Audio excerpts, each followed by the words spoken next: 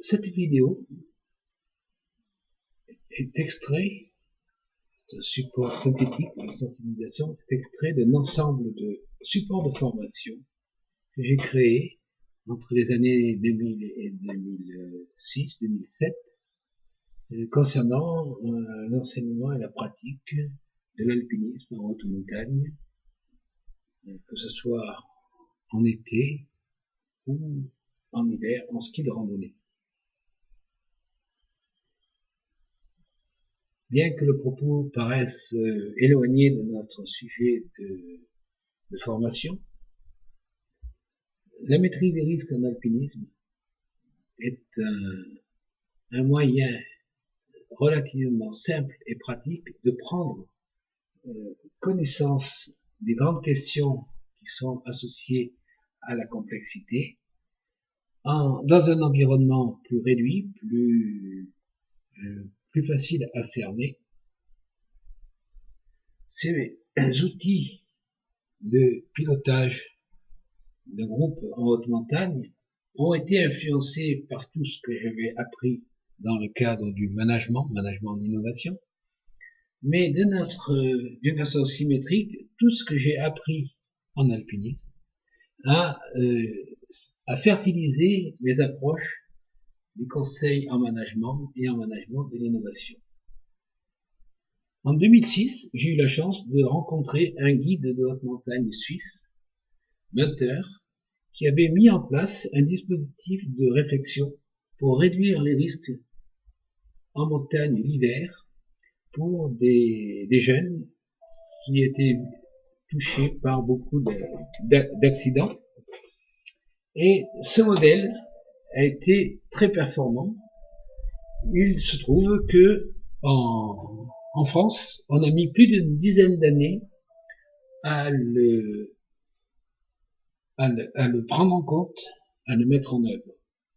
En 2006, je l'ai découvert et en même temps, j'ai découvert que ce guide Munter était un disciple quelque part de Edgar Morin et que c'était à travers la méthode de Edgar Morin qu'il avait pu imaginer ce format de pensée. Et donc, c'est cette dernière partie qui a beaucoup nourri mon approche de l'innovation et en particulier de l'innovation sociale et des processus d'innovation systémique que j'ai pu mettre en mots et que j'ai pu partager.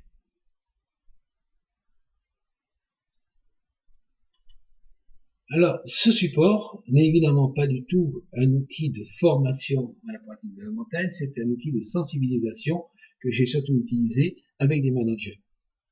Pour leur faire comprendre la similitude des processus de prise de décision en environnement complexe de la montagne et en environnement industriel ou politique, dans le cas par exemple d'un conseil général, ou dans l'urbanisme, etc. Ces mêmes modèles peuvent aussi s'appliquer dans la création artistique et évidemment dans tous les questionnements de l'organisation sociale, politique et éducative.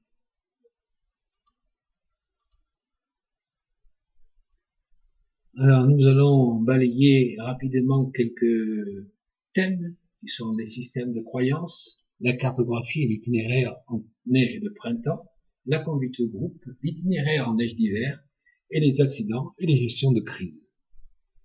Et vous verrez qu'à travers ce cheminement, j'ai pu, d'une certaine manière, mettre en œuvre et construire ce modèle du processus de décision contextuel. C'est-à-dire que je ne décide pas de la même façon suivant les contextes dans lesquels je suis exposé, dans l'environnement dans lequel je traverse une situation.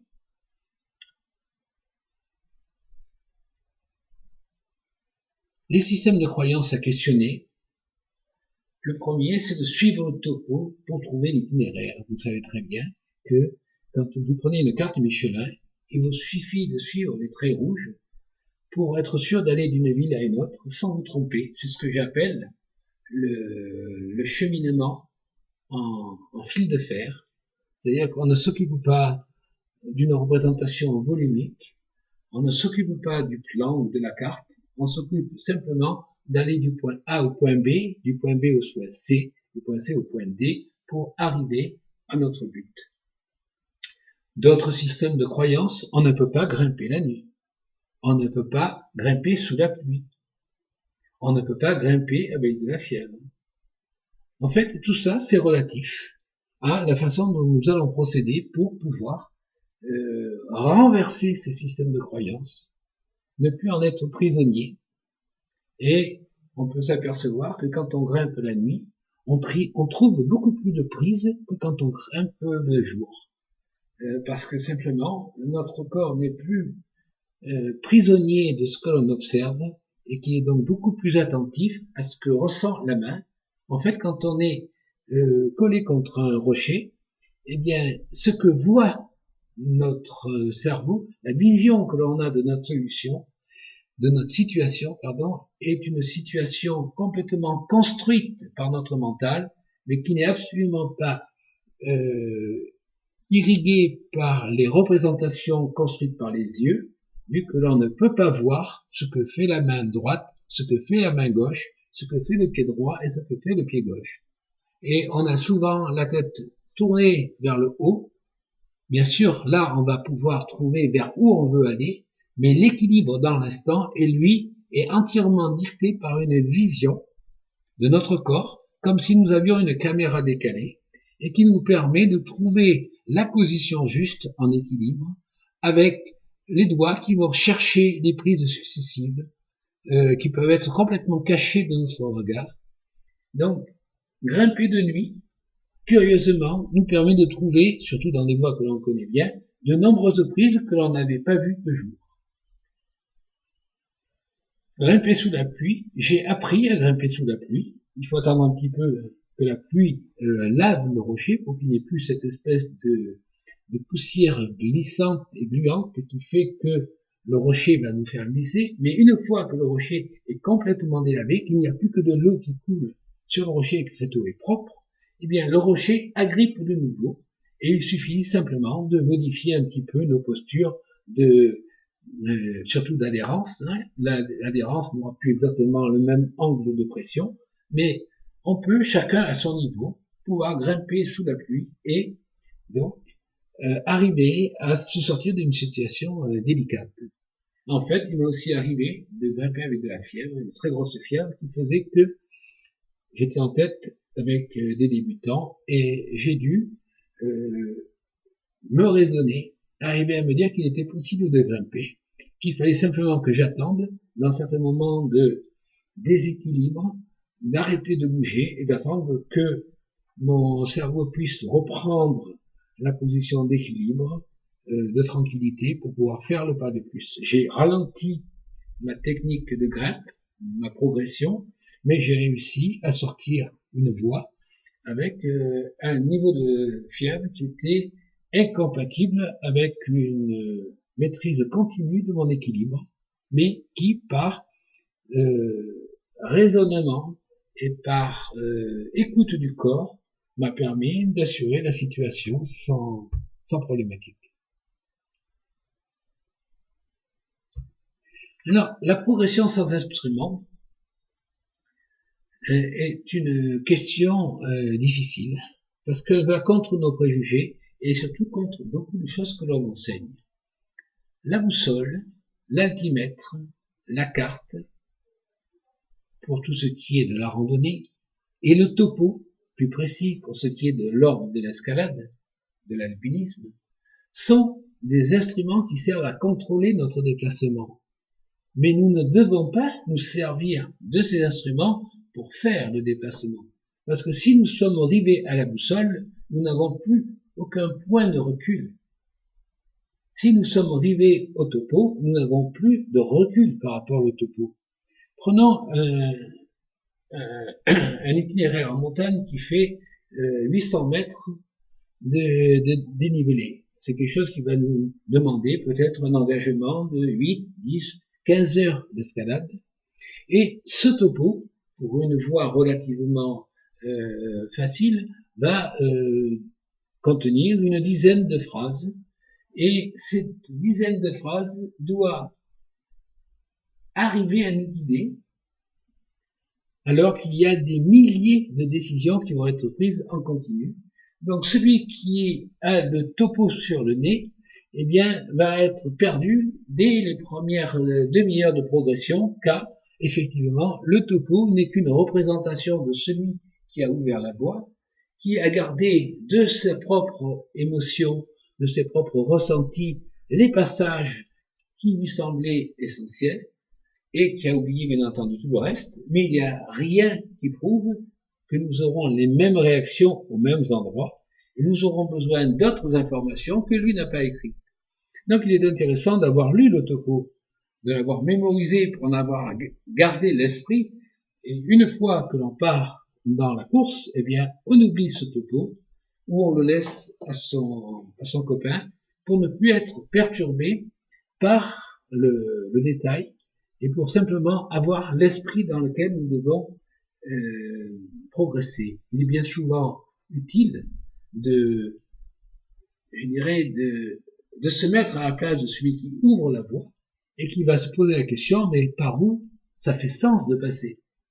Donc se remettre dans la condition d'ouverture d'une voie, ne plus être perturbé par le topo. Alors, l'entraînement à la progression sans instrument périt d'acquérir la capacité d'intégration du cheminement et de réguler les corrections. Nous verrons ceci dans un exemple. Donc nous sommes dans un modèle de réaction ou de régulation proportionnelle, intégrative et dérivative. En cas de progression difficile, la nuit et par brouillard, avec les instruments, la vigilance et l'écoute des signaux faibles provenant du terrain est accrue. Donc il est intéressant que ce soit celui qui est derrière qui ait les instruments. Et le premier progresse avec sa mémoire, avec son observation, et c'est le second derrière qui va dire attention, on dérive d'eux. Et là, la correction va se faire en intégrant à la fois les données de la carte des instruments, mais aussi le vécu de la mémoire du chemin parcouru, ce qui est essentiel. Alors, je ne fais pas de topo là-dessus, mais il est évident que le GPS, eh bien, supprime toute cette capacité à mémoriser le chemin parcouru et à même à se poser la question de la représentation en volume, en carte du cheminement que nous sommes en train de faire et que nous devenons complètement dépendants de cet instrument. Alors voici un exemple qui se passe dans le Vercors, à partir de Corançon, du stade de ski de fond. Alors le cheminement, qui est en très sombre mais très fin, nous permet d'aller après une traversée assez longue dans la forêt et un certain nombre de parties crevassées, de labyrinthe de Lapiaz dans le calcaire, à la tête de la Chaudière. Eh bien, vous avez en noir épais le cheminement qui a été réalisé par des stagiaires qui étaient les yeux rivés sur carte et boussole. Alors il est évident que dans le Vercors, l'altimètre ne sert pas beaucoup, puisqu'on ne se déplace pas assez d'un point à l'autre pour pouvoir tirer des enseignements précis. Et là on voit que par rapport à chaque prise de décision, qui sont les points de contrôle où le groupe s'est réuni, eh bien les décisions de correction ont été beaucoup trop agressives et quelque part le chemin a pris une variante qui nous a conduit à quitter l'objectif initial d'atteinte du sommet. Et nous voyons qu'avec un parcours vert, qui est un parcours où l'instrument n'est utilisé qu'en contrôle, la régulation est beaucoup plus pertinente et le pilote qui est devant va à la fois intégrer davantage les informations que les dérivés, et là nous avons dans le schéma sombre, noir, des logiques de dérivation qui sont beaucoup plus importantes que des logiques intégratives et qui causent de fortes fluctuations de correction.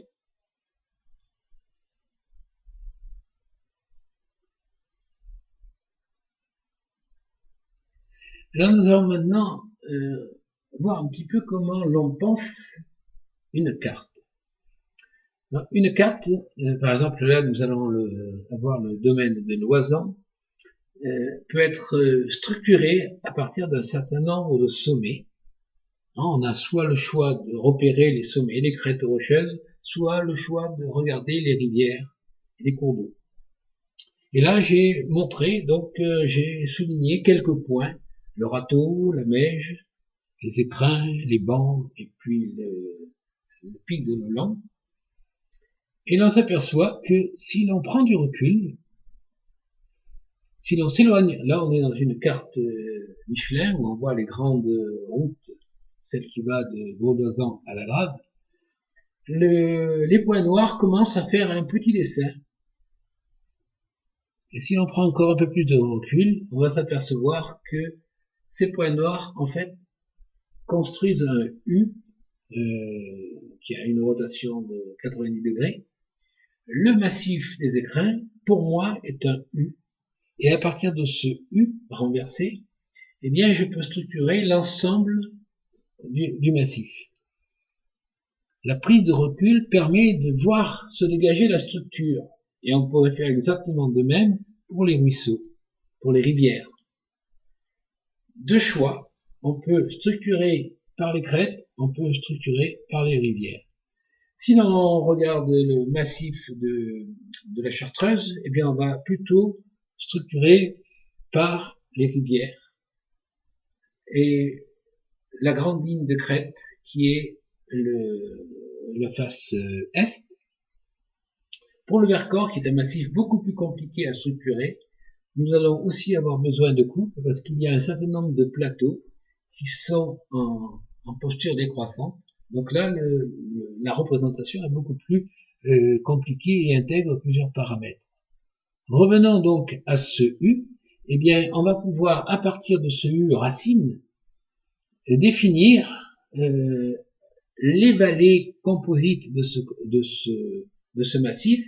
Et nous voyons que, par exemple, en haut, nous avons la ligne de crête qui va aller du râteau vers le massif du Soreiller, et en passant par la tête du replat. Et puis, de Loland, nous allons voir l'arête qui va monter du sud vers le nord et qui va passer par l'aiguille de Loland et ensuite aboutir au Vénéon.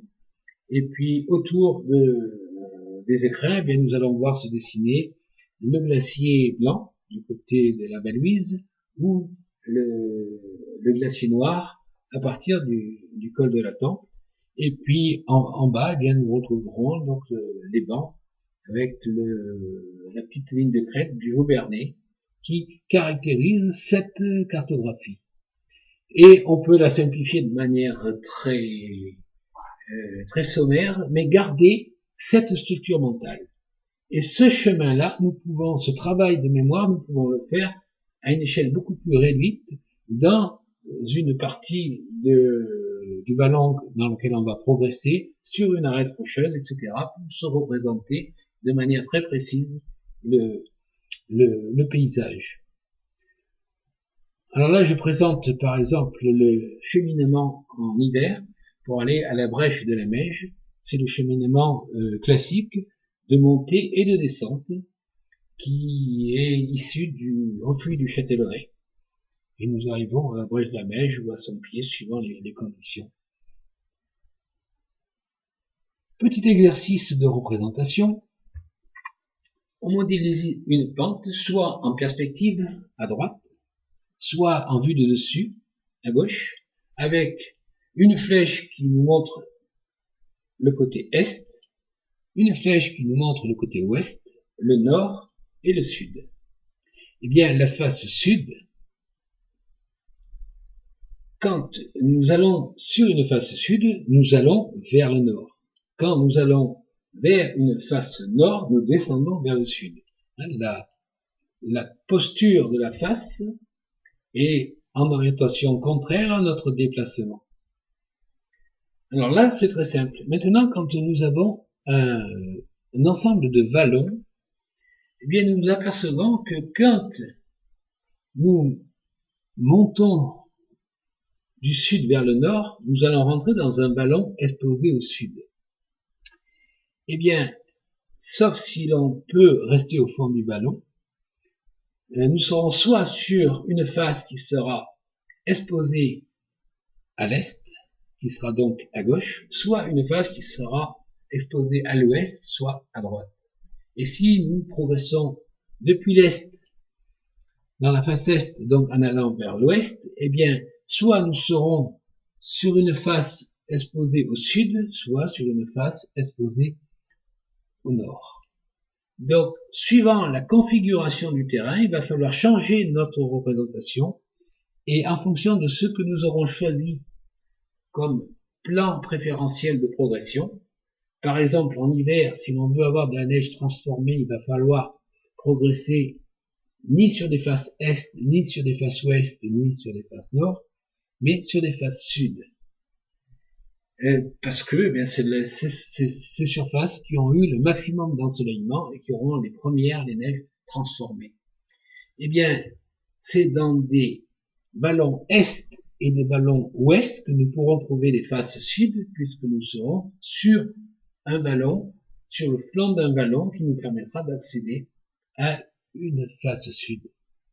Et si nous prenons une face sud, eh bien, nous serons certains de ne pas rencontrer de posture, de position en sud, puisque si le vallon est assez étroit, si évidemment ce n'est pas un plateau, eh bien, les seules faces qui seront à notre disposition, ce seront des faces sud-ouest et sud-est, donc avec un moindre ensoleillement.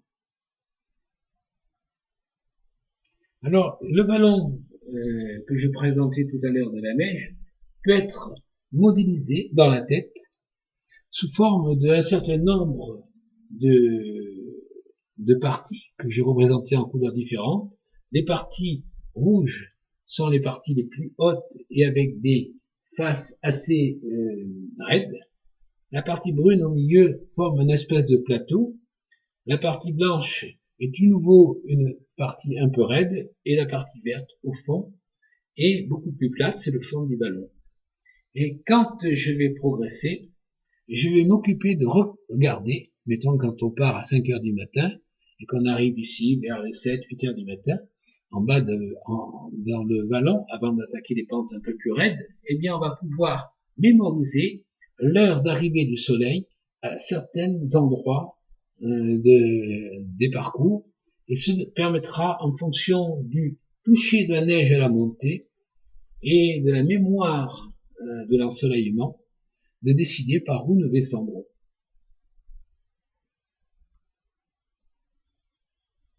Voilà un petit peu, de manière simpliste, la façon dont on modélise les progressions de lignes d'ensoleillement qui sont des lignes iso-horaires. Alors, il est évident que cette représentation en grande géographie va être interprétée dans un espace beaucoup plus réduit, le lieu de descente, où en fonction des modifications de pente et d'orientation de pente, nous choisirons de passer 50 cm à gauche ou 50 cm à droite dans des situations beaucoup plus précises et performantes.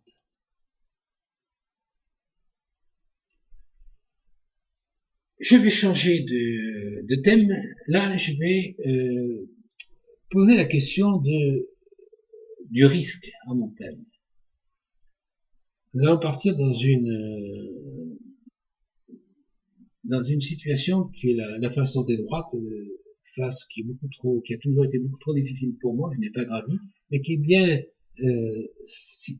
symptomatique de la difficulté à évaluer un risque. C'est une pente, en gros, de 1000 mètres en glace, face nord, qui peut se gravir dans des temps et avec des niveaux de risque bien différents. 1000 mètres, en gros, c'est 2000 pas de 50 cm à faire pour chacun des membres, donc des 4 membres. Ce qui fait qu'en gros, il faut 8000 gestes, et donc de l'ordre de 8000 secondes. Plus éventuellement 20 relais si on est encordé à 50 mètres. Alors, un alpiniste seul, chaque geste étant bon du premier coup, va parcourir cette phase de 1000 mètres en 2h30, 3h au grand maximum, s'il hésite un petit peu sur ses ancrages et s'il est obligé de replanter 2 ou 3 fois son piolet de temps en temps. Par contre, 2 alpinistes encordés vont parcourir le même cheminement en 7 heures jusqu'à 20 heures avec éventuellement un bivouac à la sortie ou au milieu. Eh bien, la question est qui prend le plus de risques? Celui qui est en solitaire ou les 2 alpinistes?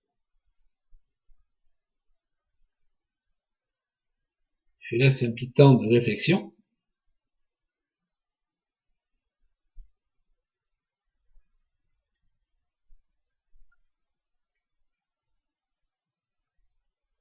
Eh bien, en fait, la question est très mal posée, car chacun va prendre certains risques en réduisant d'autres.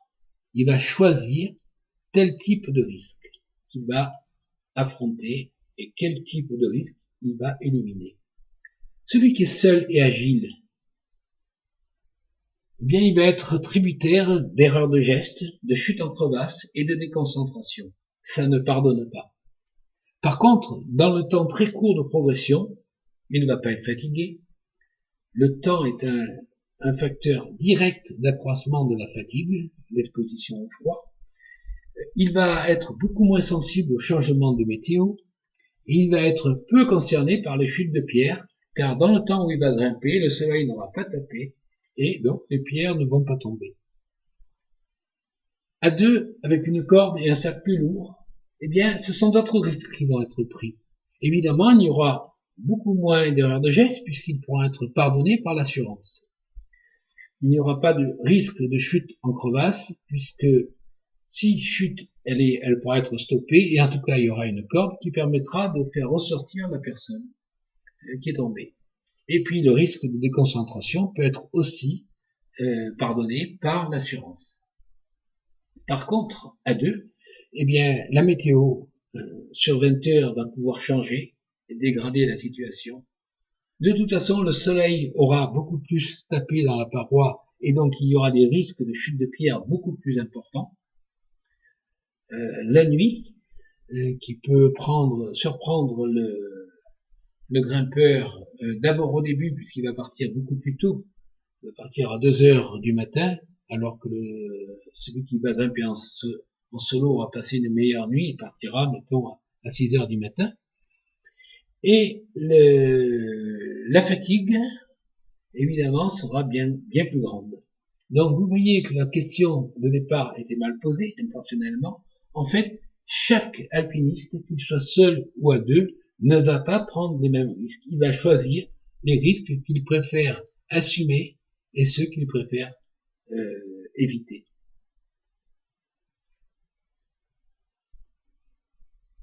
Alors, si on regarde les facteurs de risque que l'on a classés en plusieurs ordres, eh bien, les premiers ordres, c'est les chutes en pente glacée, les barres de rochers que l'on peut sauter, les crevasses, la météo, le vent, le brouillard, la tempête de neige. Je pense que la météo, le risque le plus important, quand on est bien équipé, c'est essentiellement l'orage et la foudre. Le reste, ce sont des conditions plus ou moins faciles, mais qui peuvent aussi donner du sel dans la progression. Et puis l'hiver, c'est bien entendu les avalanches. Les avalanches d'hiver de plaques, qui sont les plus difficiles à déceler, puis les avalanches de printemps, qui sont beaucoup plus faciles à cerner, puisqu'il s'agit essentiellement de critères de température et d'ensoleillement. Et puis, du côté humain, eh bien, un groupe hétérogène, la fatigue, des personnes non connues, et pas de leader désigné, qui est peut-être l'un des facteurs de risque les plus importants en cas de mauvais temps ou en cas de situation pré-accidentelle. Les facteurs de risque 2. Eh bien, pour les chutes, pas de technique de remontée de crevasse, mauvais encordement. Pour la météo, cumul d'exposition et autres facteurs aggravants. Dans les avalanches, non-maîtrise des dispositifs de recherche des personnes avalanchées, c'est-à-dire l'ARVA n'est pas maîtrisé, l'appel est absente, la sonde est absente. Donc, peu de moyens pour s'en sortir. Groupe hétérogène, eh bien, pas de soutien mutuel. Groupe éclaté, pas de notion de secourisme. Hein, le fait d'avoir besoin, en situation de crise, d'urgence, de se protéger, de secourir et ensuite d'alerter. Et puis, le facteur de risque d'ordre 2, qui est au niveau du responsable, le responsable non reconnu, décision non appliquée, situation de crise, perte de morale et de confiance. Et puis, nous avons un facteur de risque cognitif d'ordre 3, qui est surtout lié à la posture de pilote, des leaders de l'équipe. Alors, cette liste de facteurs de risque est issue de l'analyse des comportements des pilotes d'avion qui, régulièrement, tous les 6 mois, repassent les situations d'accident, les situations pré-accidentelles qu'ils ont vécues, et ils essayent de comprendre comment la dimension humaine et psychologique, cognitive, n'a pas permis d'éviter l'incident. Eh bien, on retrouve un certain nombre de facteurs qui sont l'habitude, l'accoutumance, l'obstination, l'emprise des certitudes, le désir de séduction, de ne pas se montrer timoré ou laisser percevoir ses faiblesses, l'aura de l'expert, le lien hiérarchique ou le rôle social, l'erreur de représentation mentale, la situation de stress aigu qui paralyse, le doute ou le manque de confiance en soi, en l'outil, la perte d'attention, de vigilance, par exemple la descente, et l'effet de groupe qui rassure. Ils sont passés devant, on va les suivre. Manque de peau, eux sont passés, et nous, ben, l'avalanche elle coule. Elle s'en va.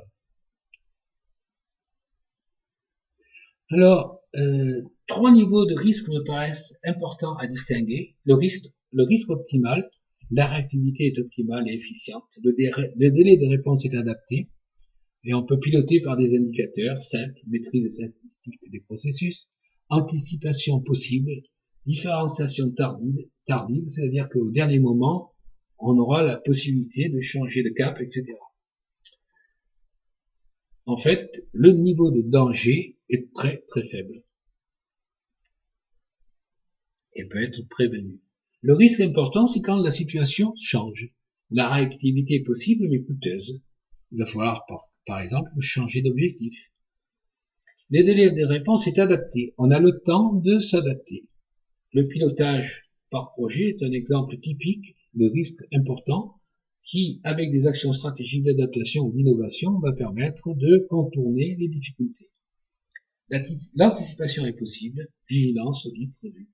Donc, vous voyez que là, je suis passé d'une représentation de la montagne à une représentation de contexte industriel ou organisationnel. Et le 3e niveau, c'est le risque pré-accidentel, la situation pré-accidentelle. La réactivité est critique, le délai de réponse n'est pas adapté et il y a un risque de sur-accident. La gestion de crise est engagée, les actions stratégiques de survie sont mises en place et il y a une faible possibilité d'anticipation, pas de possibilité d'analyse de crise et de résilience. En montagne, eh bien, le beau temps, les conditions optimales, une course facile, propose un risque de niveau optimal à un pilote qui va pouvoir déléguer et rendre autonomes les participants pour choisir, par exemple, l'itinéraire. Avec un risque important, eh bien, la mauvaise temps se rapproche, l'orage est possible en fin de course ou au milieu de la course, il va falloir décider de changer ou non son objectif, d'accélérer, de peut-être moins s'assurer pour aller plus vite, de modifier les risques que l'on va choisir de prendre et ceux que l'on va essayer d'éviter. En situation pré-accidentelle, il n'y a plus de possibilité de discussion, et bien souvent les gens sont paniqués par la situation, ils ont peur, et vont prendre des décisions contraires à ce qu'il faudrait assurer pour minimiser le risque de suraccident. Par exemple, quand on veut éviter un orage, on va aller plus vite et on va un peu moins s'assurer. Par contre, si l'orage est là et si la foudre peut se déclencher à tout moment, il ne faut plus courir, mais il faut rester assuré de manière à ce que des courants de fuite de surface ne déséquilibrent pas la cordée et fassent chuter les deux. Il vaut mieux qu'il y ait un peu plus de temps, un peu plus de risque d'être touché par des courants de surface jusqu'à ce qu'on atteigne une zone d'éboulis ou autres qui permettent de se protéger. Et donc, cette situation préaccidentelle va imposer un plus grand niveau de dirigisme et de prise de décision qui seront réalisées par le leader.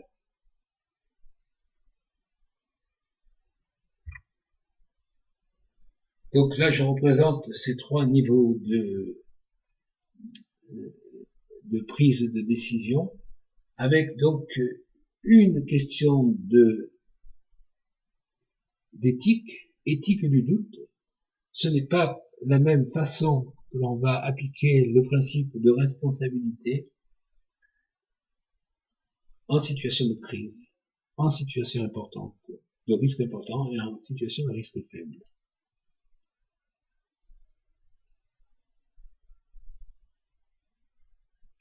Alors, nous allons maintenant passer à les itinéraires de neige en hiver, qui là vont nous permettre de visiter un autre monde. C'est quelques informations sur l'état de la neige et de son évolution qui va permettre de toucher du doigt les systèmes de décision très complexes dans lesquels il n'y a pas possibilité de prévoir exactement la situation.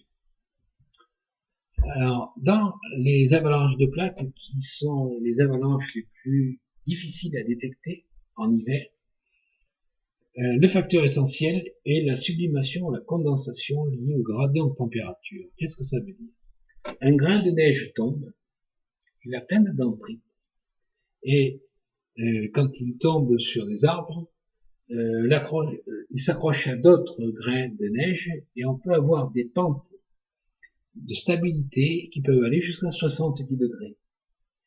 Donc on voit très bien ces arbres très chargés de neige avec des pentes qui restent très très importantes, où la structure instable reste quand même, disons, dans cette position.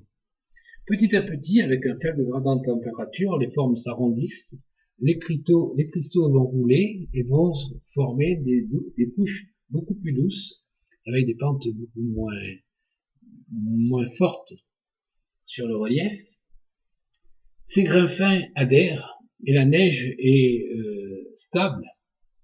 Cependant, si le gradient de température est fort, c'est-à-dire si la différence de température entre l'extérieur et la surface au sol, sur par exemple 50 cm de neige, il peut y avoir une surface au sol qui est de moins 5 degrés et une surface dehors qui peut être à moins 20 ou moins 30 degrés, eh bien il va se produire une recomposition du cristal de neige en face plane et angulaire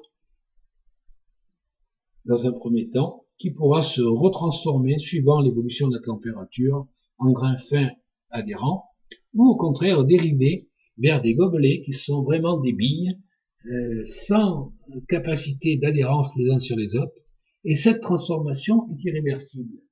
Il va y avoir donc des gobelets en couches qui vont rester peut-être un trimestre en fond d'épaisseur de neige et qui vont être un lit de roulement à billes sur lequel vont se poser d'autres couches de neige, et en printemps on va pouvoir par exemple par un ensemble de paramètres que l'on verra plus tard faire déclencher l'ensemble de la pente sur cette couche fragile qui peut rester permanente. Alors avec des faces planes et angulaires, on peut avoir des avalanches de faible ampleur. Par contre, avec des gobelets ou du givre de surface, qui sont ces belles feuilles de glace qui sortent sur les coins souvent horizontaux dans les forêts, liés à des gradients très très forts, eh bien on peut avoir donc des couches fragiles qui vont déclencher des masses importantes d'avalanches. Alors maintenant nous allons passer à un niveau de construction plus grosse. On va prendre un petit volume de neige et on peut considérer qu'un volume de neige c'est un assemblage de petits blocs de neige avec liés entre eux par à la fois une élastique, un ressort et un amortisseur. Et donc ces petits blocs de neige peuvent se rapprocher, s'éloigner en équilibre, disons, plus ou moins amorti. Alors, nous pouvons avoir différentes structures de couches. Par exemple, à gauche, eh bien, on a une couche dure où les petits blocs de neige sont très rapprochés, très solides, et le ski va faire très peu d'entaille quand il va passer sur cette couche, et il va peut-être faire un effet d'entaille qui va être net dans le prolongement du ski. Par contre, à droite, c'est une couche fragile où l'ensemble de la structure va développer, quand le ski passe, un effet d'entaille hasardeux qui va évoluer en zigzag, qui va se propager plus ou moins loin, ou s'éloigner carrément de la trace du ski. Il ne sera pas dans le prolongement du ski. Alors, la déstabilisation d'un manteau de neige en couche fragile va suivre 4 phases. La première, c'est un affaissement limité parce que l'on progresse. Donc, il y a 100% de chance, quand un skieur passe, que cet affaiblissement se réalise. C'est rarement visible ou perceptible. Que l'ensemble des 4 phases se propage. Mais on reviendra sur ce point un peu plus tard. Donc, quand cet affaissement limité s'est réalisé au premier pas, puis au second, puis au troisième, etc., il peut y avoir une deuxième propagation de surface qui se déclenche. C'est une probabilité assez faible, limitée. Et elle se déclenche pas en surface, mais en parallèle, en profondeur, à 20 cm, à 40 cm. Et puis après, il va y avoir une troisième phase qui va être la séparation d'une partie du manteau neigeux, celui qui a été touché par la propagation de surface de l'onde de déstabilisation, avec le manteau qui n'est pas touché. Et là, il y a aussi une probabilité faible que ça se réalise. Et la quatrième étape, eh bien, c'est qu'il y ait une mise en mouvement d'une portion de pente, avec une probabilité très faible sur une couche fragile, avec des pentes, par exemple, inférieures à 30 degrés, il n'y a pratiquement aucun risque.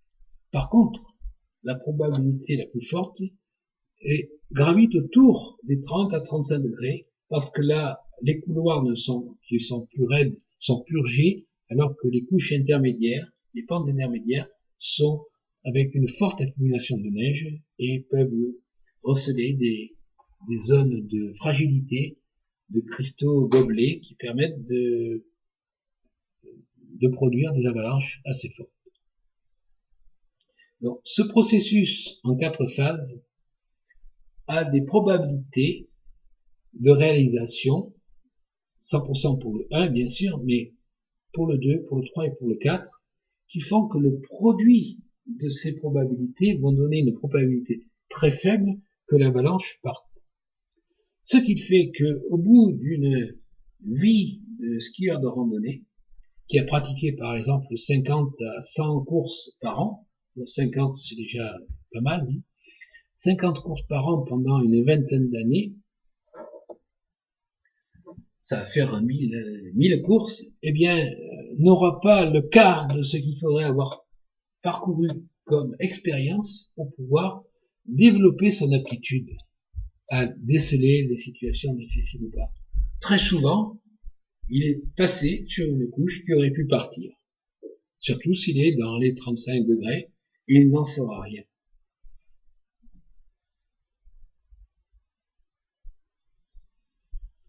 Donc là, on représente en coupe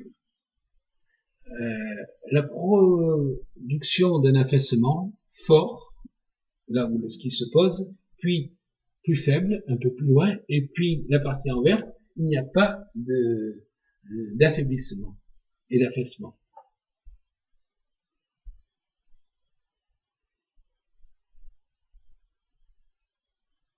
Donc, la première étape de la progression va permettre de déclencher, quand la phase 2 se réalise, une propagation brutale et une extension volumique de la fissuration de proximité. Donc, on est sur un terrain plat, mais par contre, cette propagation va déstabiliser à une centaine de mètres la base d'un couloir qui va faire que l'avalanche va se déclencher et va balayer toute la zone alors que nous sommes dans un endroit qui fait moins de 10 degrés de pente. La phase 3,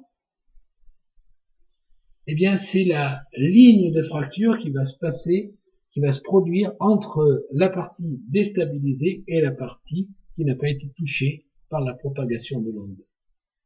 Puis la phase 4, évidemment, c'est le départ de la plaque avec cette fissure que l'on voit en haut dans l'image centrale qui est le front de séparation avec soit de l'écoulement avec des morceaux de plaques dures, soit de la poudreuse en plaques friables, ou ici presque une espèce d'aérosol qui montre différents types d'avalanches. Donc cette phase 4 qui va démarrer très lentement, mais qui petit à petit va prendre une vitesse plus ou moins importante en fonction de la nature de la neige.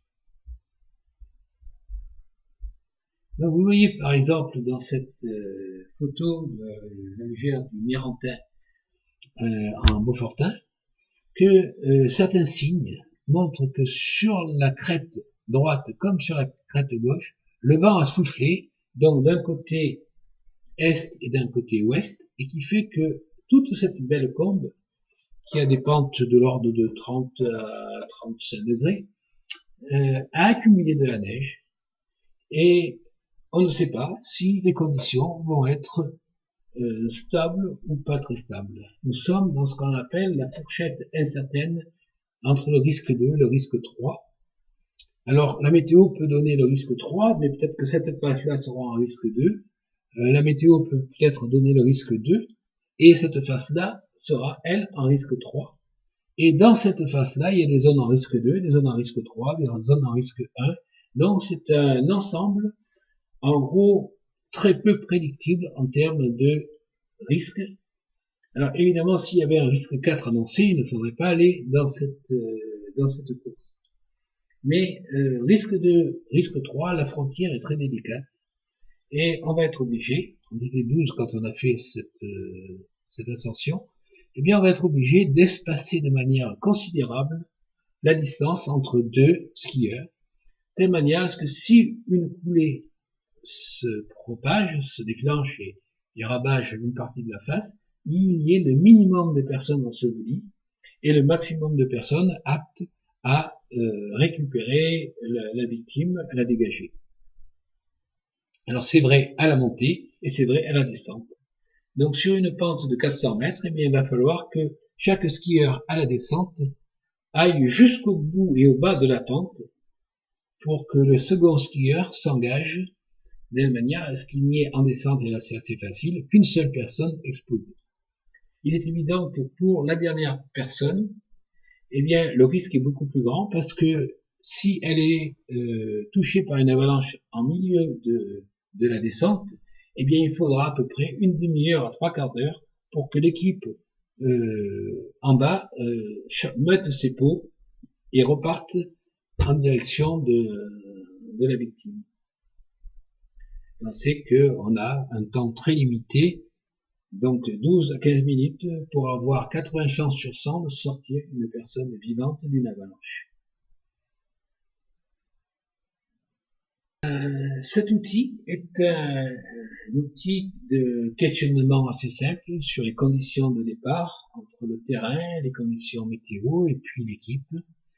Et ce que l'on peut dire, c'est que globalement, avant de partir, quand on a organisé la course, la veille ou l'avant-veille, eh bien, on gère à peu près 10% des risques. Au départ, quand on quitte la voiture, eh bien, en fonction de ce que l'on observe, on a la possibilité de traiter encore 20% des risques. Donc, au total, 30% des risques. Dans la progression, nous allons être face à 70% des facteurs de risque détectables. Il va y avoir un écart entre le réel et le prévu. Que ce soit au niveau du terrain, la masse de neige, par exemple, déposée n'est pas celle qui était prévue. Des conditions, il y a plus de vent que prévu, ou il y a des signes de,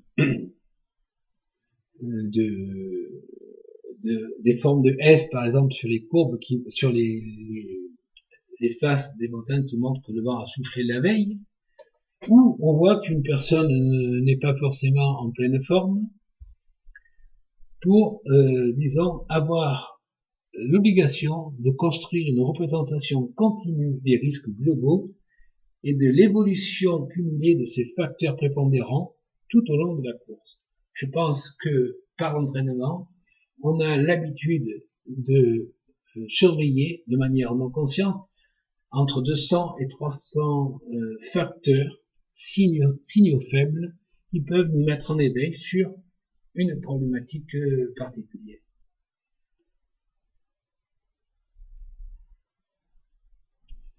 Alors, les facteurs de risque, ici, ont été, à partir de justement de la méthode de Munter, que j'avais évoquée au départ, de ce guide suisse, identifiés en 6 familles: les facteurs de terrain, de milieu, les facteurs de conditions et d'horaire, les facteurs humains et techniques du participant, de chaque participant, les facteurs humains de comportement du groupe, les facteurs humains de compétences du pilote, et les facteurs humains du choix du but et des enjeux. Et on voit que sur ces 6 facteurs, il n'y en a finalement que 2 qui sont liés au terrain et aux conditions par rapport aux 4 qui représentent les dimensions humaines. Et ces facteurs de risque, eh bien, on va les évaluer dans une logique géométrique, c'est-à-dire on va leur donner une valeur de 0,25, de 0,5, de 1, de 2, de 4, de 8. L'indice de risque va être le produit de ces facteurs. Et si chacun de ces facteurs a 1, à la valeur 1, eh bien, le résultat de l'indice de risque, ce sera 1. Donc, je vais représenter là une famille de situations, le terrain. Eh bien, on a là des facteurs qui sont à 4, à 2, à 1, à 0,5. Passage exposé obligatoire, non sécurisable, traversée de col raide, c'est-à-dire que derrière on ne connaît pas, on n'a pas fait l'allée, donc on ne connaît pas ce qui va nous attendre à la descente. Des allers-retours qui sont d'une durée supérieure à 3 heures, avec des neiges en pente inférieure à 30 degrés, des conditions, des terrains balisés, très parcourus, avec une durée inférieure à 3 heures. Alors on voit que, en fait, suivant ce que l'on va choisir, eh bien, on va être exposé à un risque 0,5, 1, 2 ou 4. Pour la météo, elle peut être mauvaise, défavorable, instable, avec une carte des risques de BRA à un niveau 3, ou en dessous météo favorable avec un risque 2. Le risque 2, c'est pas un risque nul, hein, c'est un risque quand même important. Et quand on a une météo excellente avec un risque niveau 1, donc là c'est vraiment une situation très confortable, on peut avoir des personnes non connues ou en initiation, entraînées et connues, autonomes en progression et connues. On peut avoir un groupe de 8 à 12 personnes, 5 à 8 personnes, bien équipées, en haut l'équipement est douteux, 2 personnes bien équipées, 4 personnes bien équipées, évidemment 4 personnes c'est plus sûr que 2, vu que on peut être apte à apporter de l'aide à notre cordée, là nous sommes en alpinisme, Le pilote peut être expérimenté depuis moins de 3 ans, peut entraîner ou non désigner. L'autonomie de pilotage reconnue depuis plus de 3 ans, c'est déjà mieux. Un encadrant ou un formateur entraîné, ou un professionnel dans le cadre de son travail. Et puis en fait, le but, qui est le dernier des facteurs de risque, en initiation ou en découverte. Donc là, c'est quand même délicat. Les personnes participantes ne sont pas capables de discerner le risque qu'elles veulent prendre. Elles n'en ont pas conscience. Donc, on ne peut pas se mettre à leur place. Il va falloir adopter des courses qui vont permettre de ne pas les engager. On peut avoir aussi des sorties peu fréquentées et engagées, ou sorties plaisir où il n'y a pas de chef. Et là, c'est sans leader, c'est catastrophique. 4 guides qui sortent pour se faire plaisir, eh bien, peuvent être victimes de leur manque d'organisation et de leader. Donc, il n'y a personne qui est en vigilance, qui est un effort constant quand on réalise la course. Et puis, donc, il peut y avoir des formations à l'autonomie, à la progression, et des stages de formation en autonomie avec des encadrants. Donc, différentes conditions qui vont faire que le niveau de risque global cumulé pourra être de 1, de 2, de 4, de 16, de 20. En grande voie, c'est une autre courbe un autre tableau de situation qui a été évoquée et construite par des personnes qui n'étaient pas du tout formées à la méthodologie, simplement en 2 heures, en discutant sur les risques acceptables, non acceptables, et le cumul multiplicatif de toutes ces situations.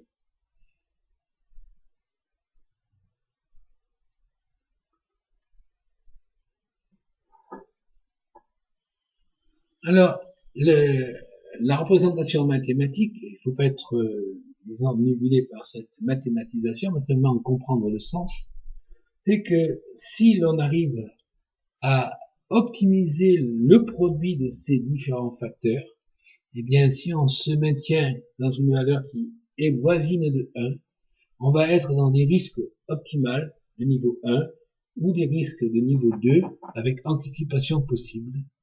Par contre, si on dépasse, dans un sens comme dans l'autre, soit trop de danger, risque 3, pré-accidentel, ou si on est dans l'ennui, ce qui revient à peu près au même, puisqu'il y aura perte de vigilance, on va se retrouver dans des risques 3 pré-accidentels.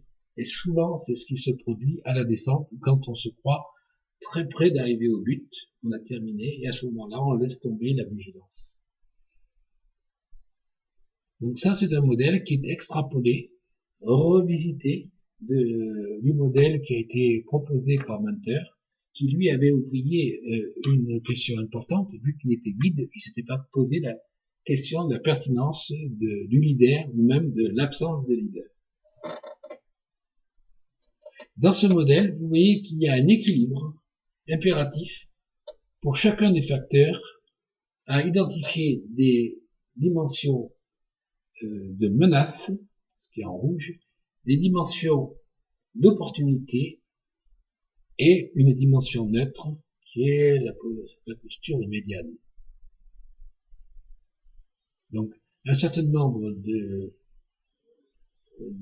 d'analyses d'avalanche et de dispositifs permettent d'avancer plus en précision dans la prise en compte de cette grande difficulté qui est la progression dans un environnement de montagne d'hiver et de risque d'avalanche par plaque. Donc j'ai passé là, disons qu'il y a une formation salle et en terrain. L'une des difficultés pour toucher la difficulté d'évaluation, c'est qu'il faut faire évoluer le groupe dans des niveaux de risque acceptables mais un peu limites, donc toucher le niveau 3 qui va permettre de montrer que bien c'est pas si facile que ça de détecter l'évolution du contexte en fonction de du cheminement. Alors, si l'on traduit cette approche de la montagne en management de l'innovation et de l'organisation, eh bien, il va falloir cumuler deux stratégies, celle de la réduction des risques pour piloter une crise et celle de manager une innovation pour oser résoudre des problèmes difficiles. Et c'est cette ambivalence, cet antagonisme, réduire les risques et choisir des risques importants pour pouvoir résoudre des problèmes difficiles, qui est une approche un peu paradoxale et qui vous font dire que l'innovation et la maîtrise des risques, ce sont les deux faces d'une même pièce de monnaie. Alors quand il y a une situation de crise, évidemment, donc un avalanchier, il va falloir à la fois ne pas être victime d'un suraccident, une deuxième avalanche peut se déclencher et recouvrir les sauveteurs, et puis il va falloir aller très très vite, donc être inventif. L'objectif 1, c'est de sortir le plus rapidement possible une première victime vivante, et en parallèle, l'organisation va s'effectuer si le groupe est assez conséquent. Et l'organisation, qui va prendre 4-5 minutes, ne doit pas être un frein à l'atteinte de ce premier objectif. Le deuxième objectif, c'est de sortir le plus rapidement possible le maximum de victimes vivantes, si possible en moins de 15 minutes. Donc il faut aller très vite. Entre l'objectif 3, sortir en dernier les victimes non vivantes ou à faible probabilité de vie, celles qui sont ensevelies en profondeur. Et l'objectif 4, ne pas douter, ne pas désespérer, s'obstiner à sortir toutes les victimes, les statistiques ne sont pas la réalité, il n'y a pas de but et de temps et de limite autre que la protection des vivants. Alors, je vais passer rapidement sur le fait qu'il faut apprendre et apprendre constamment à utiliser le détecteur de personnes ensevelies. Il faut maîtriser les différentes stratégies. Il faut développer une recherche volumique avec ARVA visible, caché, multiple, planqué, en hauteur des fois, pour ne pas être prisonnier de ces représentations mentales. Le détecteur est un détecteur qui donne un point dans l'espace. Et il faut être capable de suivre exactement sa consigne. Je suis donc là dans une situation complètement opposée à celle que j'évoquais au début sur le danger de perte de capacité à s'orienter en utilisant le GPS par exemple. Là, au contraire, on doit être entièrement prisonnier et concentré sur ce que dit l'appareil sans modifier notre carte mentale par nos intuitions ou nos moyens de se rassurer. C'est l'outil qui décide, nous n'avons pas d'autre moyen. Donc développer l'aptitude à maîtriser le stress, se hâter lentement, notamment par le contrôle respiratoire, puis développer l'attitude à repérer, à questionner sa stratégie de recherche, se donner des choix, ARVA, PEL, SOND, groupe de recherche autonome efficace, eh bien un chercheur avec un ARVA, qui définit la stratégie et coordonne pour une victime, un aide avec une pelle et sonde, et un troisième, si possible, en observateur ou en aide au pelletage. Bon, il y a 10 activités à adapter dans le bon sens, la discipline et l'efficacité, et je ne vais pas les détailler, mais organiser les secours, rechercher les signaux et les zones désensevelies, les zones potentielles, identifier le point zéro de départ de la recherche, et dégager l'enseveli quand on l'a détecté sa présence. Il est évident que si on passe au-dessus d'un enseveli avec un signal très faible, c'est qu'il va être en profondeur. Si au contraire le signal varie de manière rapide, c'est qu'il est en surface. Eh bien, organiser les secours, c'est 3 minutes. Rechercher les premiers signaux, 2 minutes. Identifier le point zéro, c'est-à-dire l'endroit où se trouve une victime, encore 2 minutes, et 4 à 10 minutes pour dégager l'enseveli. Au total, bien 12 minutes, ça passe très très vite. D'où l'importance d'avoir pris des distances pour qu'il y ait le moins de personnes ensevelies possible. 10, 15 mètres, c'est souvent notablement insuffisant, en particulier dans la descente. Là, il est facile de prendre beaucoup plus de distance.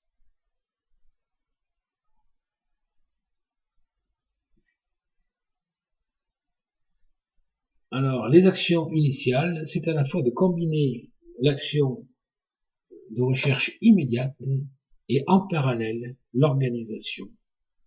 Et cette organisation va être liée à 2, 3, 4 facteurs. Le premier, c'est le nombre de personnes qui restent en surface.